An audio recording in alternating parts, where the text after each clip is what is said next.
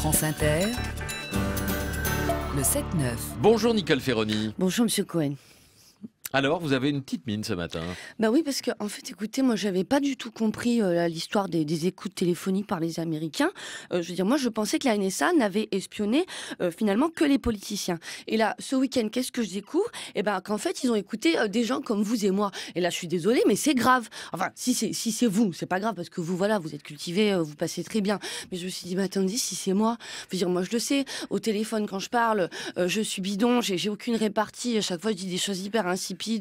Du style oui, t'es où, tu fais quoi, moi je suis à Franprix, voilà. Et je me suis dit, ah bah super, alors c'est ça du coup que les États-Unis vont garder comme image de la France, des demeurés qui n'ont aucune conversation. Surtout que moi je suis désolée, mais la NSA, il me l'aurait dit qu'ils étaient en train de m'espionner, et ben j'aurais fait des efforts, voyez, parce que moi je connais des trucs sur les États-Unis, j'aurais parlé, je sais pas, de trucs qu'il est Broadway, j'aurais dit Broadway, j'aurais dit Venice Beach, ou même j'aurais placé des expressions américaines. Veut dire, bon, moi je parle pas anglais, mais j'en connais. Par exemple, j'aurais dit waouh, nous recevons Jean-Marc Daniel, it's a gorgeous.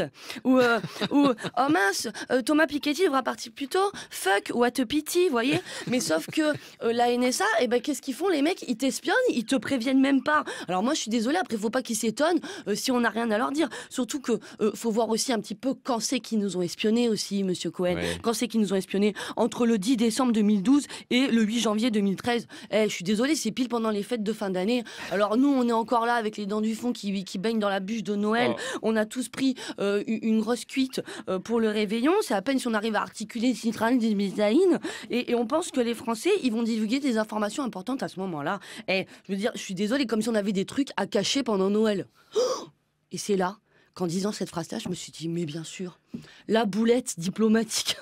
Le gros quiproquo géopolitique. Qu'est-ce que vous avez fait? Bah oui. Attendez, des trucs à cacher pendant Noël. Je veux dire, si on réfléchit bien, Patrick, excusez-moi, mais on en a quand même des trucs à cacher pendant Noël, et pas des moindres. Une information capitale que tout le monde s'empresse de cacher.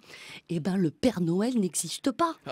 Et là, moi, je me suis dit, mais tu m'étonnes que la NSA s'affole. C'est-à-dire que les Américains, qu'est-ce qu'ils voient? Et ben, qu'en l'espace d'un mois, d'un coup, tous les adultes de la nation française et d'Europe, ils s'appellent au téléphone, ils disent que des trucs incohérents. Ils sont là, oui, dis-moi, Michel. Scooby-Doo dans la buanderie, tu pourras l'emballer. Ah bah non, arrête Janine, moi j'ai déjà Dora qui bloque le coffre. Et puis après les mecs ils se mettent à envoyer des SMS alors qu'en fait ils sont dans la même pièce. Les deux parents ils se mettent à faire d'un coup des courses séparées. Vous voyez, c'est-à-dire qu'il y a un des parents qui part avec un caddie et de la bouffe et les enfants, pendant que l'autre parent passe avec un autre caddie dans une caisse bien plus loin avec des paquets. Et puis ces parents se parlent en code obscur. Ils sont là, as-tu trouvé le château de B-A-R-B-I-E? Mais non, par contre n'oublie pas que toi il faut que tu te speed, Herman.